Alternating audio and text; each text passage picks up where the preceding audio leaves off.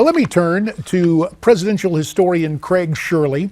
And Craig, there are always, politics and policy are inexorably tied.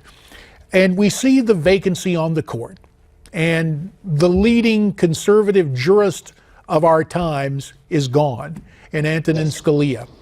But the political fallout, despite President Obama pushing and naming a successor, the Senate not holding hearings, is this the best evidence, in your estimation, in the here and now, of the GOP actually standing tall, standing tough, and ironically living up to some of the potential the Tea Party movement thought the Washington Republicans should have? Yeah, I couldn't agree more, JD.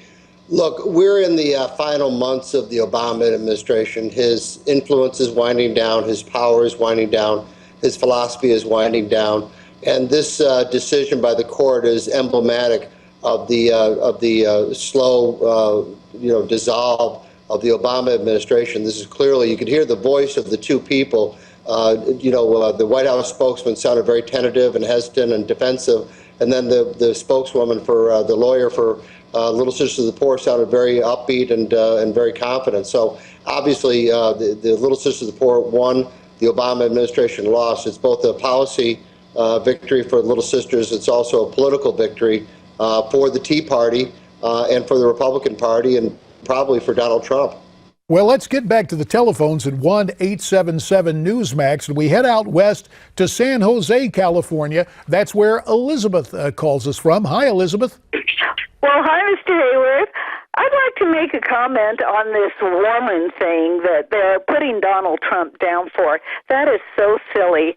Women like us who have a lot of confidence, we know exactly who we are, what we can accomplish, and what we can do, and what our level of education is. So that isn't going to bother confident women. And as far as Hillary Clinton saying, hey, if I'm playing the woman card, then deal me in, us confident women are going to make her fold. All right, Elizabeth, you are a serious Donald Trump supporter. And let me turn to Craig Shirley for some insights on what Elizabeth has had to say. All this talk about the politics of gender, but it really looks like, I know we see numbers that say Trump is down with women, but boy, do we hear from people here night after night, especially women, very supportive of Trump.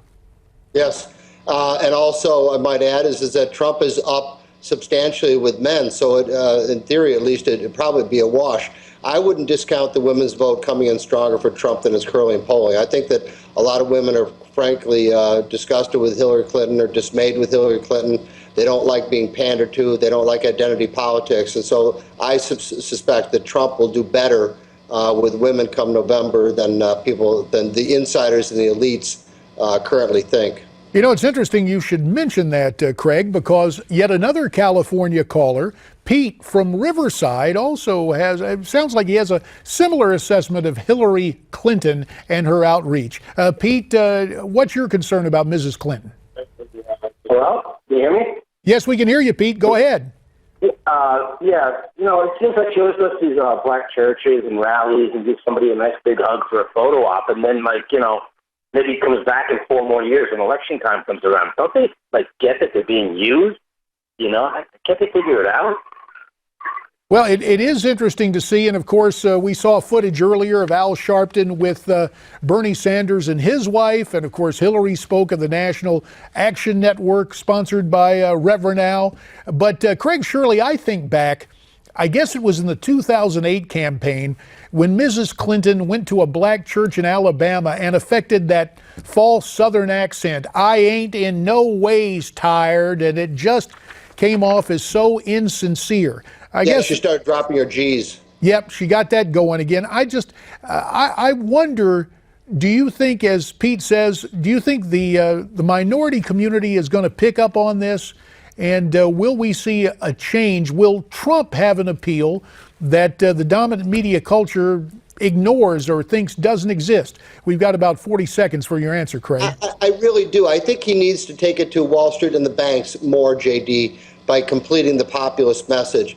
Populism is essentially anti-bigness, which proves that that Bernie Sanders is not a populist because he's for big government.